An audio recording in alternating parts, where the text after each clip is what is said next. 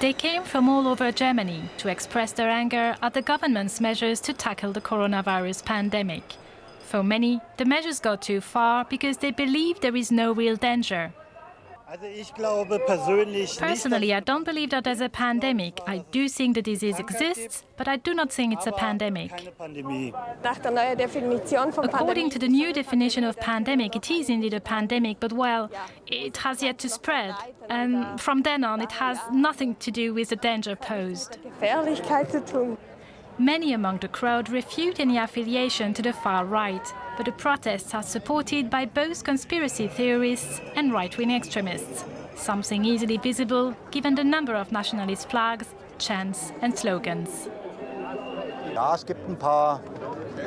Yes, there are some German imperial flags, but they're not forbidden. This is just like the Confederate flag in the US, which isn't forbidden either, even though it is now frowned upon and, well, this is a discussion that doesn't necessarily have to take place now. Meanwhile, hundreds of counter-protesters gathered in other parts of Berlin, most of them taking a stand against the far right.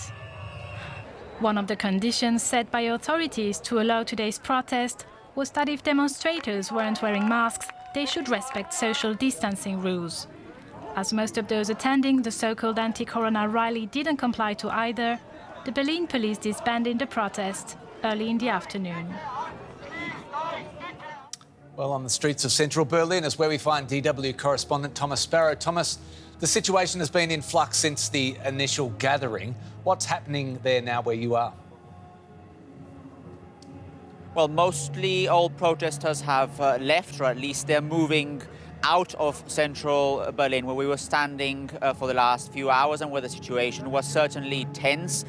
In the afternoon, we clearly saw, for example, the police at least 5 or 6 times use loudspeakers to tell people to leave, to explain that the protest had been disbanded because people were not complying with social distancing rules. They were not wearing the masks as they should have done because it was required to do so by the police, and that as such people were obliged to leave. However, now the situation is much calmer, as you can probably see behind me.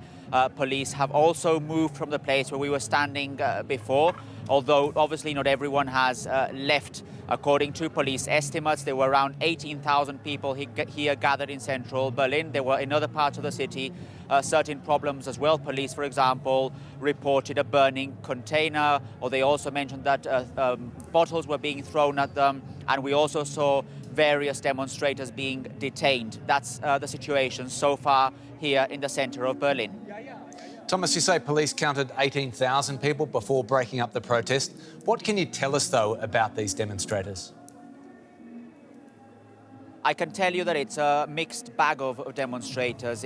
They have very different opinions, very different views, very different goals as well. If there's one goal that maybe unites them all, is the fact that they're against those coronavirus restrictions. They're against the way the government has handled them. But apart from that, you can clearly say that they have very different views. There are anti-vaxxers here, there are far-right extremists, there are conspiracy theorists here, there are parents who say they are from the middle of Germany's society, from the middle class, and who simply want to stress their opinions and their views here and stress that they oppose what the government is doing. So you can clearly see a mixed bag, a wide variety of people gathering here, but they're all against the way the government has been dealing with the coronavirus crisis and the way the government has been handling the pandemic.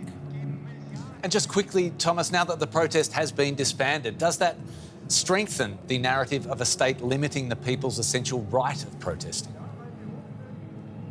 Some people have indicated that that's precisely the case, that they're here precisely to look for more freedoms, to make sure they're respected and guaranteed, and that the fact that the local authorities tried and failed to ban the protest initially, that actually reinforces their idea that their freedoms are being affected, and that's why they actually came to the streets. So that's certainly one of the opinions that we've been hearing from people here in the centre of Berlin.